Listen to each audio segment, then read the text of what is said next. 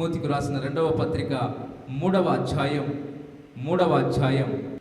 1వ వచనం నుండి చదువుదాం. 3వ అధ్యాయం 1వ వచనం నుండి, అంత్య దినములలో అపాయకరమైన కాలములు వచ్చునని తెలుసుకొనుము. ఎలాగనగా మనుష్యులు స్వార్థప్రియులు, ధనాపేక్షులు, బింకములాడువారు. అపోస్తలుడైన పౌలు గారు తిమోతికి రాస్తూ, ఇదిగో ఈ అంత్య దినాల్లో అపాయకరమైనటువంటి కాలాలు వస్తున్నాయి. ఈ అపాయకరమైనటువంటి కాలాల్లో ఇలాంటి అవలక్షణాలు ఏవైతే ఉన్నాయో లక్షణాలన్నీ రాశాడు. ఆ లక్షణాలన్నీ కూడా మనము వెంచితే ఎన్ని ఉన్నాయని చెప్పాము? దాదాపుగా 20 ఉన్నాయి. 20 అవలక్షణాలు ఉన్నాయి. మరి 3వదిగా చూస్తూ ఉన్నాము, బింకములాడువారు. ఏంటంట? బింకములాడువారు. ఏమిటి ఈ బింకం అంటే? బింకం అనగా అర్థం ఏంటి? బింకం అనగా బిగుతు. బిగుతు అనగా మరి చాలామంది గర్వమును కలిగి ఉన్నటువంటి వారు ఉన్నారు. ఏమిటంట? గర్వము. బింకములాడువారు అనగా అర్థము గర్వాంతులు, గర్వము కలిగినటువంటి వారు. అంతేకాక నానార్థము నిక్కు లేక టెక్కు. చాలామంది మరి నిక్కును కలిగి ఉంటారు, టెక్కును కలిగి ఉంటారు. పైకి బాగా ఏం కలిగి ఉంటారు? బాగా ఉన్నటువంటి వారిగా వేషధారణ చూపిస్తారు. అంతేకాదు, మనం చూసినట్లయితే తమ క్రియల్లో వాళ్ళు అతిశయిస్తారు. తమ క్రియల్లో వాళ్ళు ఏం చేస్తారు? అతిశయం ఎక్కువగా వాళ్ళు అతిశయించేవారుగా ఉంటారు. మరి ఇంకా చూస్తే డంబాలు పలికేవారుగా ఉంటారు. డంబములు పలికేటువంటి వారుగా ఉంటారు. ఇంకా మనము అర్థం చూస్తే స్థితికి మించిన వేషం.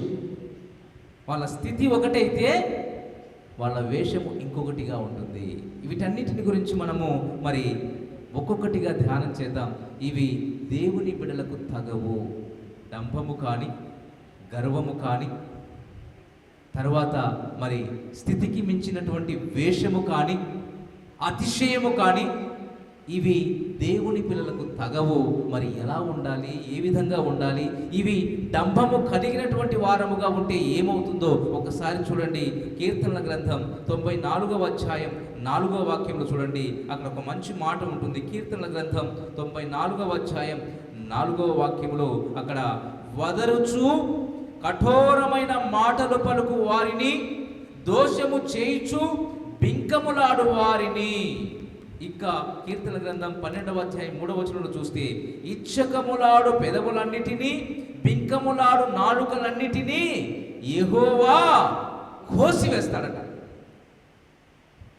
ఎవరైతే బింకములాడే వారిగా ఉంటారో, ఎవరైతే గర్వం కలిగి ఉంటారో, ఎవరైతే అతిశయాన్ని కలిగి ఉంటారో, పైకి ఒకటి కలిగి లోన ఇంకొకటి కలిగి, వారి స్థితి ఒకటి కలిగి పైకి మాత్రము గొప్ప వేషము కలిగి జీవిస్తారో, అలాంటి వారిని దేవుడు మరి ఆయన కఠోరంగా శిక్షిస్తాను అని సెలవిస్తూ ఉన్నాడు. ప్రియ దేవుని బిడ్డలారా, మరి పౌలు గారు కూడా బింకములాడు వారి జాబితాలో మనం ఉన్నామో లేదో జాగ్రత్తగా చూసుకోండి అని పౌలు గారు తిమోతికి రాస్తూ, మీలో బింకములాడు వారు ఉంటారు, జాగ్రత్త. ఓ తిమోతి, ఈ అంత్య దినాల్లో, ఈ అపారకరమైనటువంటి కాలాల్లో ఇదిగో ఈ అవలక్షణాలు ఏవైతే ఉన్నాయో అందులో కూడా బింకములాడు వారు ఉన్నారు, జాగ్రత్త. మరి మనలో ఆ అవలక్షణాలు ఉన్నాయా? బింకములాడేటువంటి మనస్తత్వం, డంబము. చూడండి, యూదా పత్రిక 1వ అధ్యాయం 16వ వాక్యంలో ఒక మంచి మాట ఉంటుంది. చూడండి, డంబము గురించి మనం ఆలోచన చేస్తే, ఇప్పుడు యూదా పత్రిక 1వ అధ్యాయం 16వ వాక్యంలో, వారి నోరు డంబమైన మాటలు పలుకుతుందట. వారి నోరు డంబమైనటువంటి మాటలు పలుకుతుంది. అవును, కొంతమంది నోరు తెరిస్తే చాలు, ఏముంటుంది? వారి దగ్గర ఏమున్నా లేకపోయినా, ఎలాంటి విషయ పరిజ్ఞానము ఉన్నా లేకపోయినా, ఆర్థిక పరిస్థితులు వాళ్ళ దగ్గర ఉన్నా లేకపోయినా, పైకి ఒకటి, చూపించేది ఒకటి. వాళ్ళ స్థితి ఒకటి, వాళ్ళు కనిపించేది ఇంకొకటి. ప్రియ దేవుని బిడ్డలారా, చాలామంది ఈ విధమైనటువంటి జీవితాన్ని కలిగి ఉంటున్నారు. చాలామంది మరి పైకి మాత్రము వాళ్ళ జీవితము ఒకటి ఉంటుంది, వేషము మాత్రము ఇంకొకటి ఉంటుంది. ఇంటి దగ్గర మింగడానికి మెతుకు ఉండదు, మీసాలకు సంపెంగ నూనె అన్నట్టుగా చాలామంది పైకి డంబంగా పలికేటువంటి వారుగా ఉంటూ ఉన్నారు. చూడండి, పేతురు రాసినటువంటి 2వ పత్రికలోని 2వ అధ్యాయం 18వ వచనం చూడండి. ఒకవేళ మనలో బింకములాడేటువంటి మనస్తత్వము మనం కలిగి ఉన్నామేమో, మనలో కూడా ఇలాంటి మనస్తత్వము వ్యక్తిత్వము ఏదైనా ఉందేమో వాటిని చూసుకుని ఈరోజు సరి చేసుకుందాము.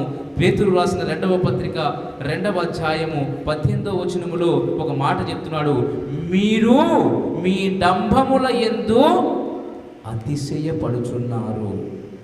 మీరు మీ డంభముల యందు ఏమవుతున్నారు? అతిశయపడుతున్నారు.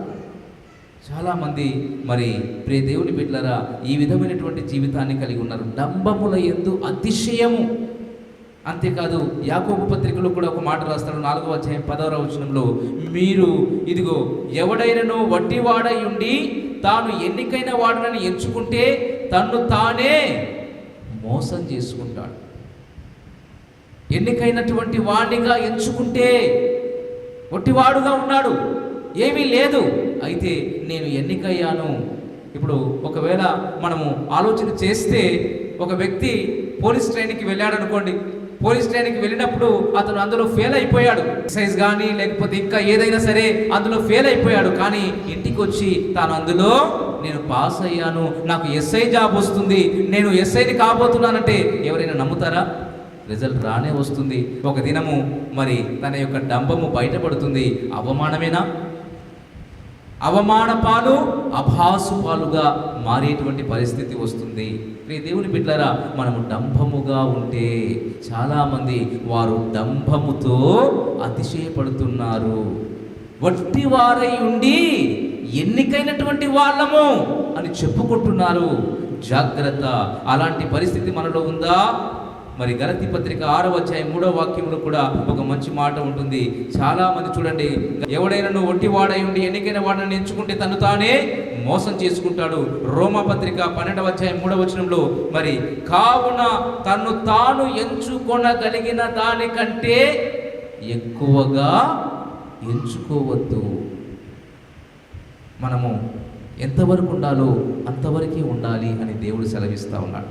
ప్రియ దేవుని బిడ్డలారా, బింకములాడేటువంటి వారముగా, డంబముగా ప్రవర్తిస్తే, డంబముగా జీవిస్తే మన జీవితాల్లో ఇదిగో పైకి మనము ఒక రకంగా ఉంటూ ఇంటి దగ్గర ఏమీ లేకపోయినా మాకు అన్నీ ఉన్నాయి.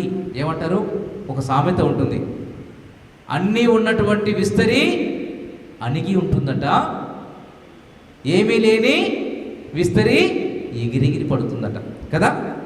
చాలా వరకు ప్రియ దేవుని బిడ్డలారా ఆ విధంగా మనము ఉండకూడదు. ఇక్కడ అంటున్నాడు, బింకములాడువారు మీలో ఉన్నారా?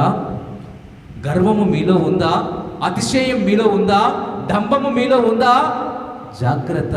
ఒకవేళ అలాంటిది ఉంటే నీలో నుండి తీసివేసుకో, దానివల్ల నీకు నష్టం ఉంటుంది. ప్రభువునందు ప్రియులారా, ఈ సందేశాలు మీకు నచ్చినట్లయితే దయచేసి లైక్ చేయండి, సబ్స్క్రైబ్ చేయండి, పక్కనే ఉన్న బెల్ బటన్ నొక్కండి. ఈ సందేశాలను దయచేసి 10 మందికి షేర్ చేయమని ప్రభువు నామమున ప్రేమతో మీకు మనవి చేస్తున్నాం. Thank you. Praise the lord.